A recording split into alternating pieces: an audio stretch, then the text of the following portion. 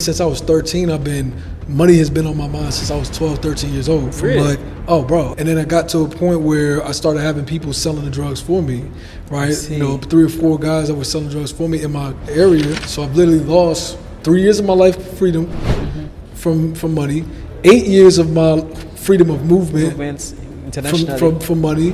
My youth, a lot of it was spent behind money. I wasn't really playing and doing things like that as much. I have the money that I need to be free, but I keep thinking I need more, which is now doing the opposite of making me less free. I see. And then the less free I feel subconsciously, the less desire I want to do the thing that got me the money in the first place. So hello and welcome back to the Ben Carson channel. Once again, we bring you back some reaction time. When you see me like this, it is all about the reaction. Somebody has moved or is about to move to the African continent, or Ghana to be specific. The person has already moved, and I'm speaking about Kway, an interview with BWT-African. You know, when you want to hear about the diaspora transition, people who are relocating to the continent, that is where you have to go. So go there, subscribe to BWT-African. Listen to those profound interviews. Get your mind made up, because moving to Africa is now.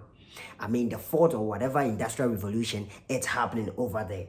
And it's going to happen with industry, it's going to happen with AI, it's going to happen with technology. And so if you have the capital, just move there, make tons of money. People are making millions of dollars on the continent, especially in Ghana. The opportunities are endless. And Kway is here to tell you more about it. I'm going for a quick commercial break. As we do it, I'll be back with a banger.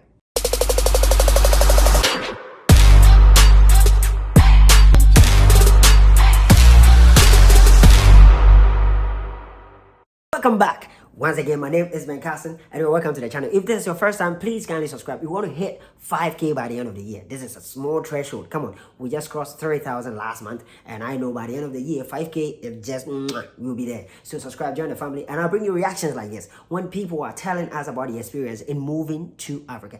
I'm an African American. Wait, I'm not. I'm an African who is currently studying in the States, and I know that it is time for those that have already made some capital to move back there where we are coming from to double up their money. And Kway, he's an entrepreneur, a stock trader, someone who made $5 million in the first 2 years of his stock trading business. Man, that guy has made tons of money. He could have lived all his life here in America and still wouldn't have any issue. But, well, the transition came, he moved to Ghana. He's actually doubling up the effort over there, getting his freedom, getting his peace of mind. And he has so much to spew out in this interview that I'm going to break them down for you. It's a 1 hour long interview, and I don't think you have the whole time to actually listen to him that one long hour. Still go there, subscribe to the channel. If you have the time, take the 1 hour 15 minutes or whatever to listen. But if you don't, I'm going to break it down for you, what he has to say, his experience, in the next 10 minutes. So join me, have a seat, sit down for the next 10 minutes, and I'm gonna tell you all that he has to say, his experience. If I don't want to do something, nothing in the world is gonna make me do it. Really? And not even the money. Nothing will make me do it. I don't care what it is. If I lose interest or passion or something, nothing is gonna make me do it. Now I realize, okay, what I'm looking for is freedom. So now I won't take anything on that's gonna jeopardize my freedom. For most of my employees, I was paying $60,000 to $100,000 a year salary. You know, for one person. For one person, and we had a staff of 30. 30. What do you say to African Americans who said we sold them into slavery? I would tell them to shut the fuck up. That's what I would say. That's what I would say. Really? I'm gonna look right at the camera. If y'all still talking that stupid shit in 2024, you can shut the hell up. When I got to 18, I got arrested and incarcerated for 3 years. So when I came home, I had 8 years of probation, and when you're on probation, I couldn't really leave the country. I see. Hustle culture life was just not leading me to a place where I was happy. I made $5 million in our first 2 years of business as a company. We had a lot of cash sitting in our hands. We just constantly took a lot of the money that we had coming in, bringing in $200,000-300,000 a month. We were pushing it out and hiring people, doing this, doing that, because instead of kind of sitting with the money and relaxing, we were like, oh, okay, now we got $5 million. Wow, this money. Let's put it here and invest it here. Let's invest it here. Let's build our team here. Let's build this business. We're like trying to do so much. And then I realized that, that is what led me to burnout very quickly. When you're an entrepreneur, you're escaping the rat race, right? You think that you're like, I'm not a 9-to-5er. I'm not one of them on the plantation, right? But really, in reality, you work 10 times more than a 9-to-5 person, because when that 9-to-5 person gets off of work at 5 o'clock, Oh, their day is there. They're not thinking about work.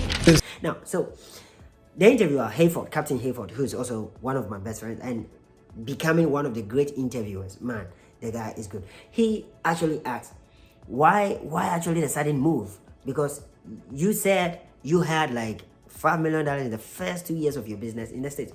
Why the move?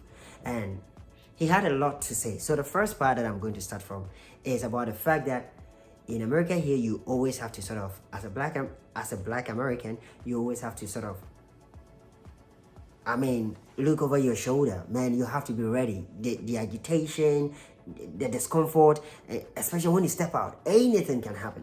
And I can give you my example. So I crashed behind someone's car. It wasn't like a crash because the car actually didn't damage, and I'll show you what happened. I'll cover the plate, but I'll show you. So this is the person's car, and that's my car. So it was just a case at the back at a traffic stop. Man, the person called the cops, right? And this is a black American, right? Called the cops on me. And when the cops came, man, it wasn't about the offense, but I was so tensed. Like, watching the news and what has been happening, like people being shot at traffic stops and all that, I just thought it could end for me. Like anything can go wrong. I'm gonna put my hand at the wrong place and that'll be it. Boom, boom. Like that was how my heart was pounding inside me, right? And so that is the everyday life of people. And so if you really want to live a stressful life, go to your people.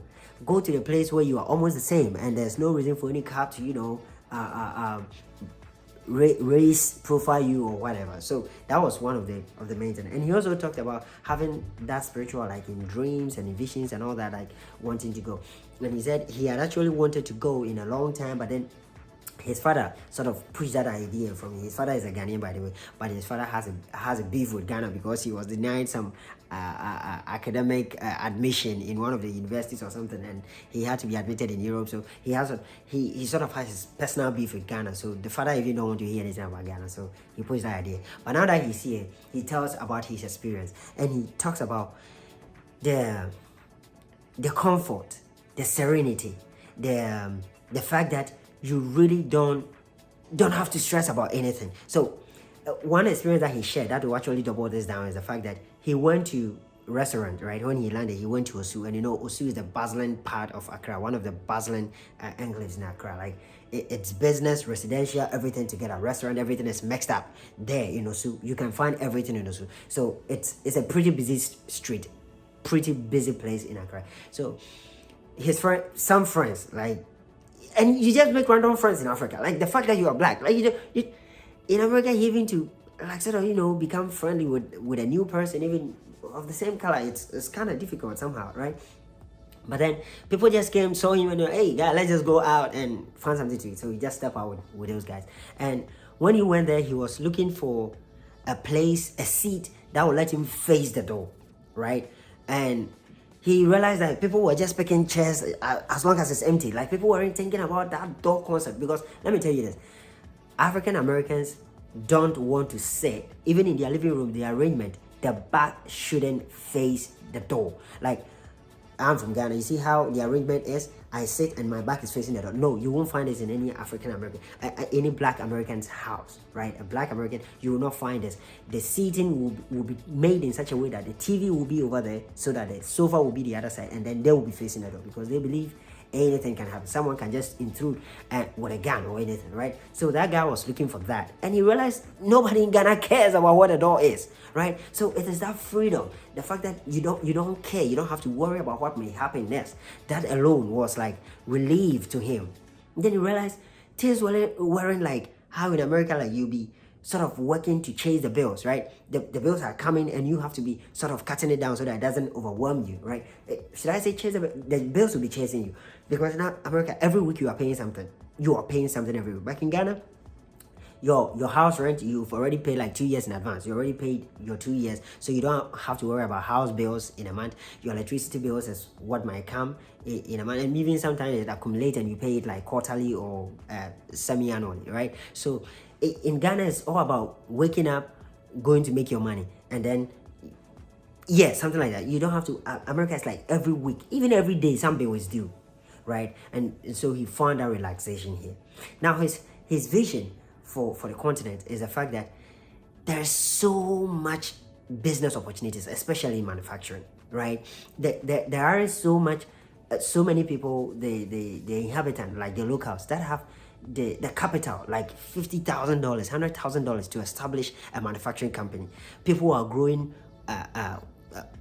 tomatoes, potatoes that are going bad because there's not so much manufacturing. So some of them have to ship it in raw forms so that it will be transformed in foreign lands, right? And then we import back and that is why Africa is in 8th state. So he has come and he's looking for business manufacturing opportunities, and he's telling everybody to come. There's technology. There are people who have the knowledge here in America, in Europe, and also have the capital. It is you that has to come and transform the continent. So please, it is you that has to come and transform the continent. So please, he's calling on everybody to come. Now, Hayford asked him that a lot of the Black Americans really don't want to come because, one, they believe it is the locals that sold them into slavery, right? And some of them actually sort of hate Africans one way or the other. Like the Black Americans sort of hate the Africans because they believe we sold them into slavery. And he had this to tell them. He said, shut the F word up. He said, shut up. Because, well, that notion should be thrown away. Because, one, the people that sold their relatives were forced. There were guns on their heads. And secondly, they didn't actually even know the concept of slavery. They didn't know that people were going to be raped, people were going to be thrown in the sea, people were going to be put in chains to sort of work on plantations 24/7. They thought it was just like how, even when you come to Africa, there are people who are living with other people's relatives to help them, like aides in the house. They eat the better food, they sleep in better rooms and all that. They thought that was how it was. Oh, you need help to help with your wives, with the babies, with the carry your loads from the plantation, but not like to be shipped, to be killed, to be raped. They didn't have that concept. And secondly, the first reason and the most important part was the fact that they were forced. There were guns on their head. It was like, you sell them to me, or I'm going to give them the guns to your enemies and they'll come and kill you later, right? So they were forced to do it.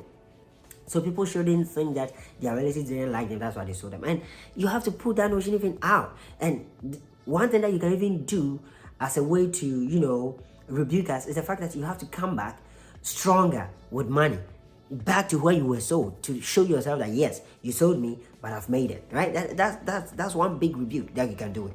So now he was asked about his life in America, and he shared some experience. Actually, he said he was incarcerated at the age of 18. He was in prison 3 years and given 8 years probation, so he couldn't travel. And that's actually one of the reasons why it has taken him this long to actually move here, right? And the most important thing from there was the fact that he has been chasing money. Like when he was like 12 or 13, he was mowing people's lawns. Taking away the snow from people's houses for money and all that. So he has been chasing money from the age of 12 to the point that he got to a part that he was selling crack. Weed, dope, right? Crack, everything, he was selling those stuff to the point that he even grew into it to the that now he had people who were selling for him. So he became an entrepreneur in the crack business in the DMV area, Delaware, Maryland, Virginia, something like that, right? So so he has been chasing money. So the concept of working for somebody hasn't really been in his mind, and that's why he ventured into this stock trading, and it's been making huge monies for him to the point that now he's investing in people, training people. So if you want to join him, go to his Instagram. I'm putting it right here. Go to his Instagram.